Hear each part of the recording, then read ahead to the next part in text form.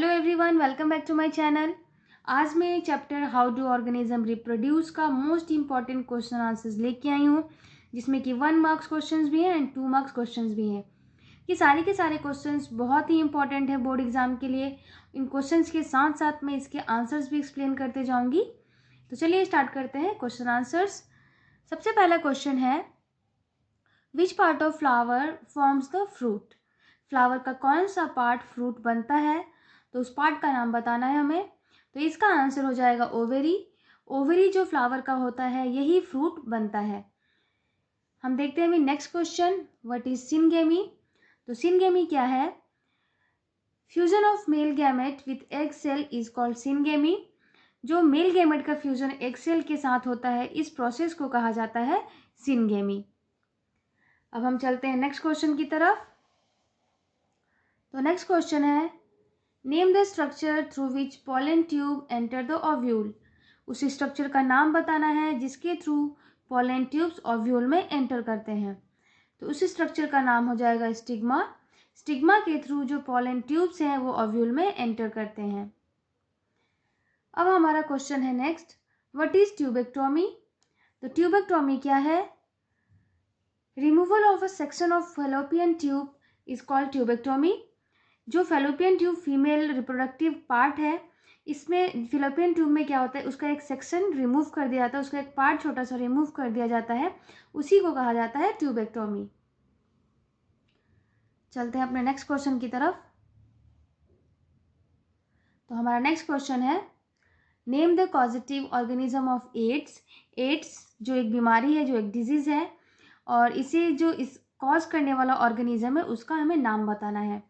तो इसका आंसर हो जाएगा HIV, और इसका फुल फॉर्म होगा ह्यूमन इम्यूनो डिफिशियंसी वायरस। जो एड्स बीमारी है उसे फैलाने का काम करता है HIV ये वायरस। तो ह्यूमन इम्यूनो डिफिशियंसी वायरस, ये फुल फॉर्म भी याद रखना है क्योंकि कई बार HIV का फुल फॉर्म भी पूछ लिया जाता है। नेक्स्ट क्वेश्चन है, what is the product of fertilisation. Fertilisation का प्रोडक्ट क्या है, मतलब कि फर्टिलाइजेशन होने के बाद क्या बनता है। फर्टिलाइजेशन जिसमें कि male and female gamete fuse करते हैं और फ्यूज करने के बाद जाइगोट का फॉर्मेशन होता है। तो फर्टिलाइजेशन का प्रोडक्ट हो गया जाइगोट। अब हम देखेंगे कुछ और क्वेश्चंस। तो चलिए देख लेते हैं कुछ और ही बहुत इंपॉर्टेंट क्वेश्चंस क्या क्या हैं।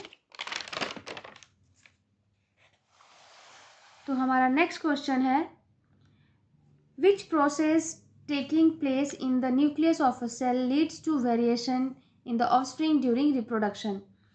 रिप्रोडक्शन के दौरान ऐसा कौन सा प्रोसेस होता है जो सेल का न्यूक्लियस है उसमें, जिसकी वजह से ऑफस्प्रिंग्स में वेरिएशन आता है।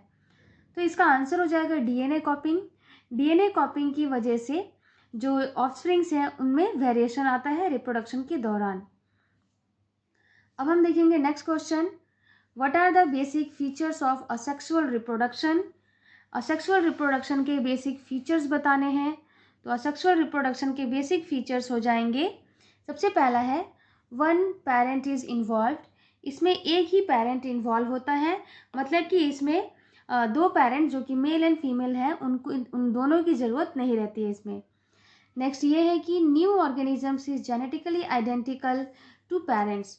जो न्यू ऑर्गेनिजम्स बनेंगे, जो ऑफस्प्रिंग्स बनेंगे, वो पेरेंट्स से जेनेटिकली आइडेंटिकल रहते हैं। And the third point feature क्या है इसका, there is no formation of gametes. इस असेक्सुअल रिप्रोडक्शन के प्रोसेस में गैमेट्स का कोई फॉर्मेशन नहीं होता है और फर्टिलाइजेशन भी नहीं होता है इस प्रोसेस में। तो ये बेसिक फीचर्स हो गए असेक्सुअल रिप्रोडक्शन के। अब हम देखेंगे कुछ और क्वेश्चन। तो हमारा नेक्स्ट क्वेश्चन है, name the type of reproduction involve in the following. यहाँ पे 2 क्वेश्चंस दिए गए हैं और बताना है कि उसमें किस टाइप का रिप्रोडक्शन होगा। A slice of bread has greenish yellow patches, and second है इसमें potato in the store room start sprouting. तो सबसे पहला है कि एक स्लाइस ऑफ ब्रेड है जिसपे कि ग्रीनिश और येलो कलर के पैचेस स्टार्ट हो जाते हैं, दिखने लगते हैं। तो वो कौन सा टाइप है रिप्रोडक्शन का।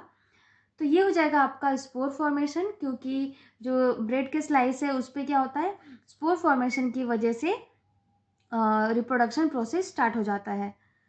नेक्स्ट है कि पोटैटो जो स्टोर रूम में रखा है वो स्प्राउट होना स्टार्ट हो गया है। तो वो वेजिटेटिव प्रोपेगेशन का रिप्रोडक्शन प्रोसेस है, जिसकी वजह से जो पोटैटो स्प्राउट करना स्टार्ट हो जाता है। तो हम देखेंगे कुछ और क्वेश्चन। तो नेक्स्ट क्वेश्चन ये है कि what is difference between fusion and budding. Fusion और बडिंग के बीच में क्या डिफरेंस है। तो चलिए देखते हैं क्या क्या डिफरेंसेस हैं फ्यूजन और बडिंग के बीच में। सबसे पहला ये है फ्यूजन, और इधर बडिंग हमने लिख लिया। अब डिफरेंस ये है, it is a type of asexual reproduction in which one parent organism divides into two और मैनी न्यू ऑर्गेनिजम्स।